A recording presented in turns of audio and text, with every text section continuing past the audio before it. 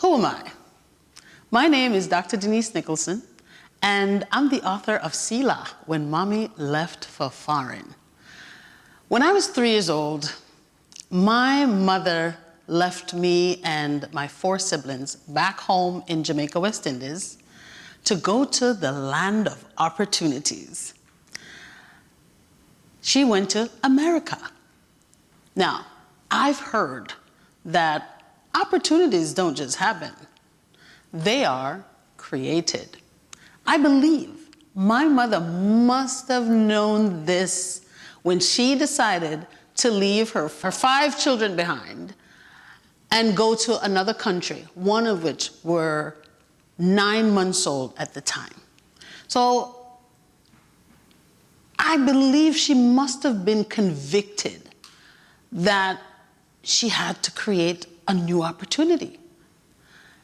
So when my mother left, I didn't understand that she wasn't just coming right back. I was 3 years old. I didn't understand the concept of time.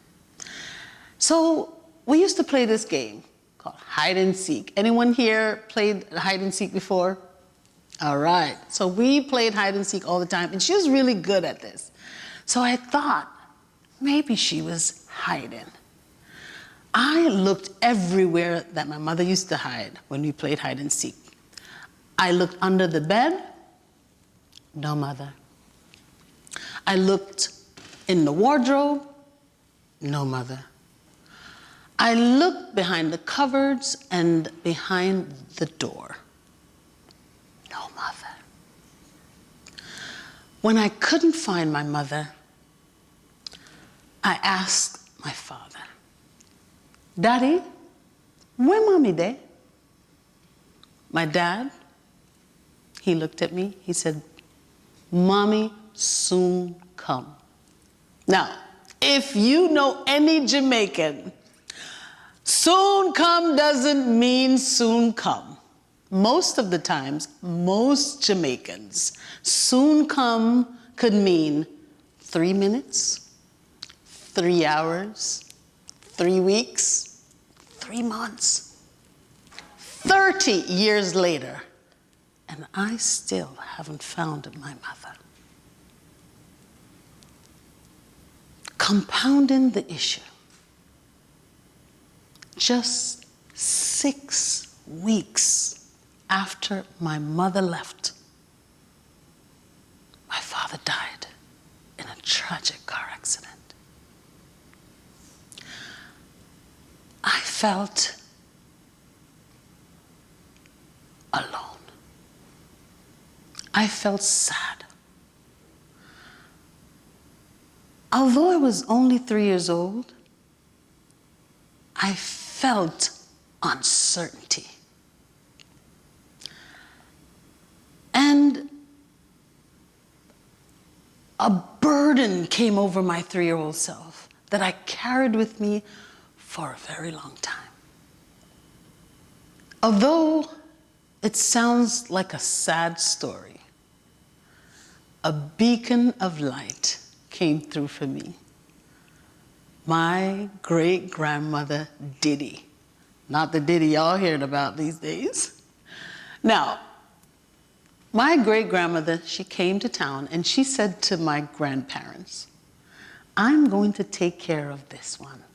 I'm going to take her with me to live with me in town. That decision is one of the best things that has ever happened to me. I've learned so much from my great-grandmother. But it didn't last long. I couldn't stay with her for long. She was elderly. And so I moved to another home. And in this house, I loved it. I had a big cousin, Donna. And this is the first place I thought that I was special, because since my mother left, because she spoke positive, I now know, affirmations over me. She would say, You're the best dancer in this place. You're so beautiful. You're so bright. You're amazing. You're the best kid in this block. And I believed her. I was only 3 or 4 years old at the time, so I believed her. But I couldn't stay there long, so I was moved to another home. In this house, I learned a lot, studied. I tried to stay on the low so I didn't leave again. I didn't know what I did wrong before, but I keep moving. And so I stayed low-keyed. I was quiet as I could be. They thought something was wrong with this girl. She doesn't speak much. But that was my ploy. How can I stay and not keep being moved? But it didn't work. And I was moved to another home and another home and another home. And by the time I was 6 years old, I had lived in 6 different homes. Now, it's not all bad. Moving from 6 different homes by the time you're 6, in retrospect, I can say, you know what? 6 different times, 6 family members said, yes, we'll take care of her. So I've learned to stand on my story with confidence. There was a time I was not confident about my story because of the burden that I felt not having my parents around. Not having someone to run to when I needed help for homework. Not having someone to run to my school when we're having parent-teachers meeting. The simple things. They weighed heavy on my heart. And I felt like I was a failure because I didn't have parents. I wasn't living with my siblings at the time. I was going from home to home. And I had failed a very important exam. By the time I was 10, I failed this very important exam that would help you matriculate to high school. I failed. All of my friends passed. So I felt like a failure. I didn't realize that failures does not equal what you are destined to become. And I want you to realize that today. Your failures have nothing to do with what you can do in life. Your failures has nothing to do with who you can become. As a matter of fact, your failure is a stepping stone for your greatness. Don't procrastinate. If you have a dream, keep reaching for that dream, no matter how hard it is. Keep reaching for that goal. Keep moving. Keep striving, because you will realize as you keep going that there is greatness within you. You will realize that you are amazing. You will realize that your failure just gave you some footing to step up and show the world that I'm not done yet. You will realize that working on yourself will make you amazing one day. And when you're amazing, you can't go unnoticed.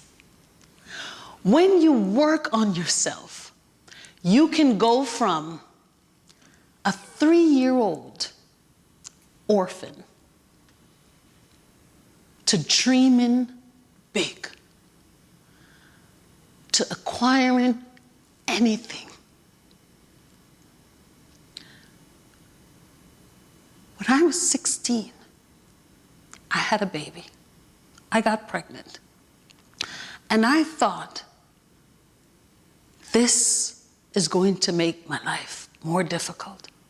So I made a plan to take control of my fertility and go back to school complete my education. Now, completing my education with a child is not easy. It wasn't easy, but I did it. I pushed myself. And when you push yourself, you will come through like a diamond in the rough.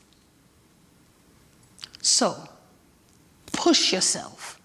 It's going to be hard.